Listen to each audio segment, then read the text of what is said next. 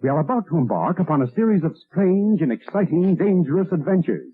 Adventures that will lead us to all parts of the world. Hello and welcome to another Bad Comic Review. This time we are looking at Night Terrors Action Comics Issue 2. This is a two-part micro-series from DC Comics in 2023, and it ties into the Night Terrors miniseries. And like all too many comics, this one is split into two stories. The first one is Power Girl with writer Leah Williams, art by Vasco, Georgiev, colors by Alex Guimaraes, letters by Becca, Carey, assistant editor Jillian Grant, edited by Brittany Holzher, group editor Paul Kaminsky. Then there is the Super Family story written by Phillip Kennedy Johnson, art by Mico, Suayan, and Fico, Ossio, colors by Romulo Fajardo Jr., letters by Dave Sharpe, assistant editor Jillian Grant, edited by Paul Kaminsky. The cover was by Rafa, Sandoval, and Matt Herms. It's okay, it's just kind of generic. I was a little bored with it, but it's not the worst that I've seen for this Night Terrors stuff. So Power Girl, who also goes by the name Paige, keeps getting put in these nightmare scenarios, and then she wakes up in bed and things are still nightmares, and this happens repeatedly until she finally just wakes up and